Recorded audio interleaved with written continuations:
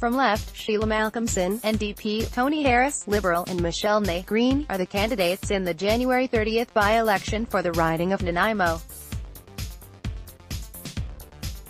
Submitted photos. PNG VICTORIA, BC's major political parties are attempting to capitalize on this week's high-profile spending scandal at the legislature to drum up votes in the final days before a key by-election in Nanaimo.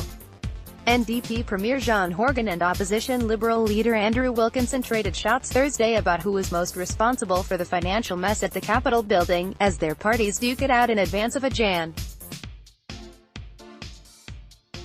30 by-election that, if the Liberals win, could plunge the province into an early election.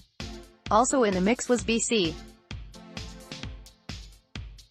Green leader Andrew Weaver, who stands to gain the most from the scandal because he and his MLAs are so new to the legislature they are untainted by what Speaker Darryl Plecas has called the culture of entitlement that has prevailed in the building for years. This certainly will have an effect on the by-election, Weaver said Thursday. I really don't know how it's going to go. The Green candidate in the by-election is Michele Ney.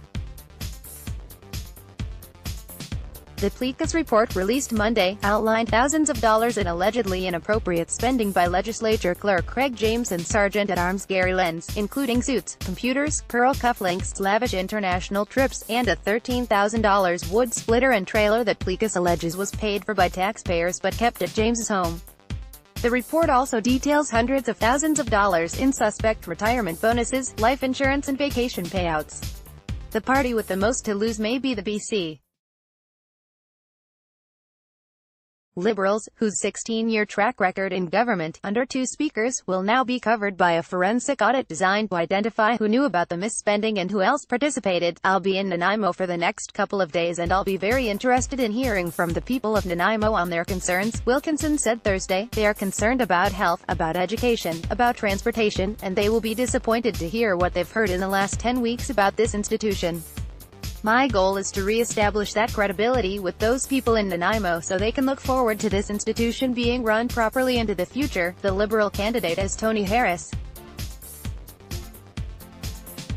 NDP candidate Sheila Malcolmson said Nanaimo voters are pretty disgusted by not only the legislature's spending scandal but by Liberal inaction on things like an ignored 2013 report calling for an intensive care unit for Nanaimo, as well as the housing affordability crisis. All these things add up. People are angry, she said. As people are heading to the polls, the revelation of this scandal in the clerk's office, on top of the news about the ICU, on top of further revelations about the Liberal refusing to cooperate in the money laundering investigation, I think it makes the choice clear for people. Other candidates in the by-election include Justin Greenwood with the BC Conservatives, Robin Mark Richard of the Vancouver Island Party, and Bill Walker, a Libertarian. The spending scandal, rather than benefiting one party over another, might simply become a turnoff to all voters, said Hamish Telford, a political scientist from the University of the Fraser Valley. I think the way a lot of voters are thinking is a pox on all your houses, said Telford. I think this is a no-win for everybody. It just fits that narrative we've had for decades now about corruption in politics. It just turns people off in the political process.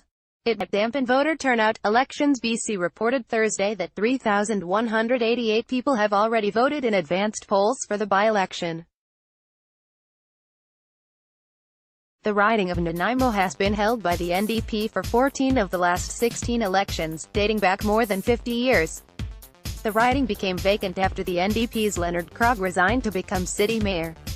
If the Liberals could win the by-election, it would deadlock the legislature in a 43-seat tie between the Liberals and NDP Green Alliance, likely shortening the lifespan of Horgan's minority government. Rashaw@postmedia.com, twitter.com/RobShaw_Vance. View this document on Scribd.